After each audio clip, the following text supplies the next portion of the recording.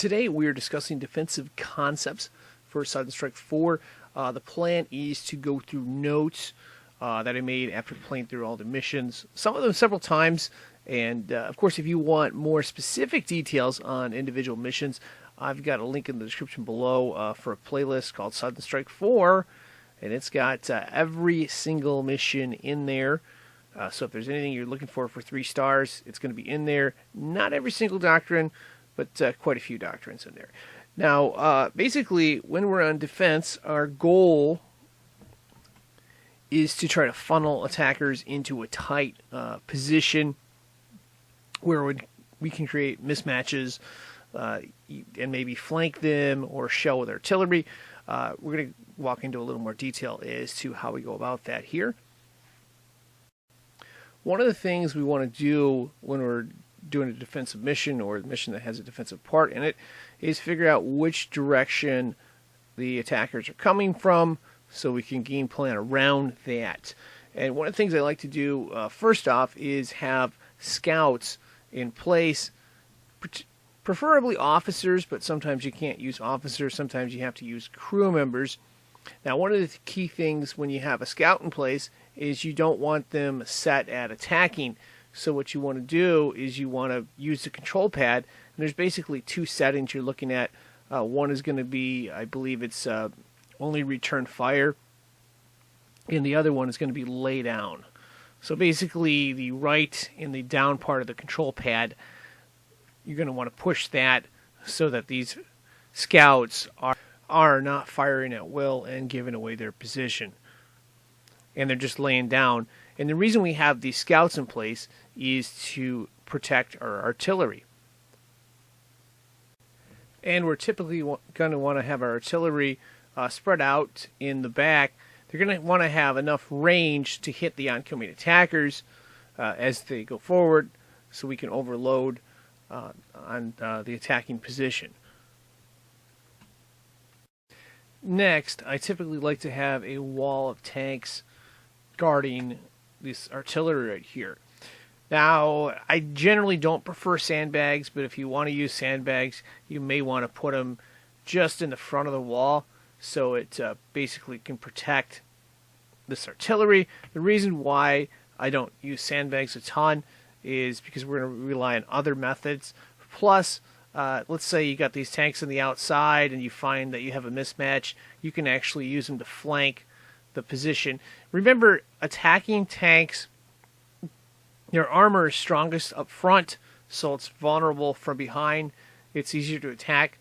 Plus, if you attacking tanks from behind and destroy them, you can get a backstabber medal, which is worth extra points and gives you a better chance of getting the 3-star rating.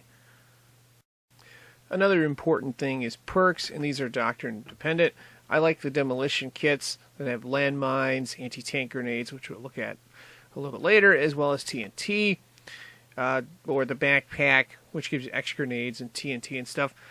Now, keep in mind, we can use the supply truck to restock infantry, so you can use a lot more landmines and stuff like that. And typically, I want to have landmines laid out here, coupled with TNT. If it's possible, if we have TNT available, I like to have that too. The mines will detonate when tanks hit them. Infantry are immune. Now, the TNT is nice because you can detonate that whenever you want. Of course, it can also get destroyed as well. And remember, infantry can destroy these mines. So that's one thing to keep in mind. But it will reveal their position. So, and remember, we have artillery backing that, of course. I also like to have mines in the back of the defensive field and, of course, around the artillery, just in case our opponent breaks through. We want to bend but don't break. And then I like to have infantry with grenades, if possible, preferably anti-tank grenades, but regular grenades will work. And these are important for a couple of reasons. Number one, they stop the attack. They can delay the attack so artillery can have more time. And number two, if we destroy a tank with the hand grenade, we actually get a Tank Hunter medal, which is another bonus toward getting a 3-star rating. Now, one of the things we want to do defensively, if you'll notice, we've got this whole wall of tanks. They could still be vulnerable.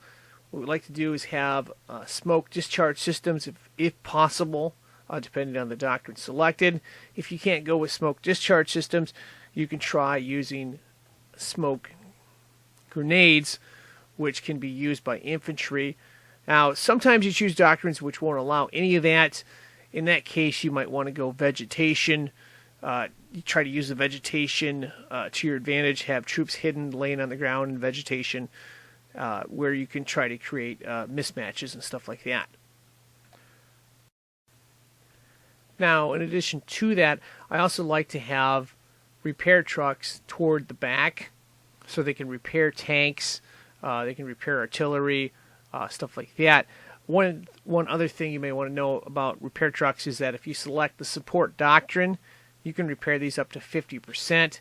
And there are some campaigns where if you choose a certain perk, you can actually add armor to the tank so it has extra armor on top of what it initially starts with. So it's kind of cool. You can have like 300 armor instead of 150. Now, let's go back to these infantry soldiers and stuff like that. One of the things I like to do is keep them either in the woods or in muddy vegetation.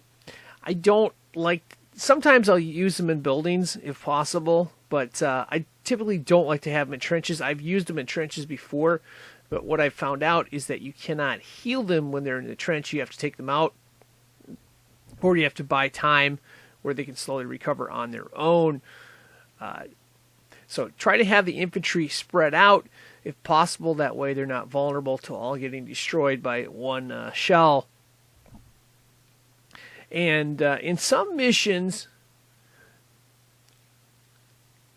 instead of having mines, they have these things called satchel charges, where you throw some stuff in the middle, and I believe this is in the Pacific campaign, and it'll go off after like 3 seconds instead. So that's another tactic where you may want to adjust to that as well. Another way you can attack the position is with air support, where you can have the bombers go through and attack, or use ground attacks on the incoming attackers. It's all about timing on that, though, of course. And that's going to wrap this up. Thanks for watching, and good luck.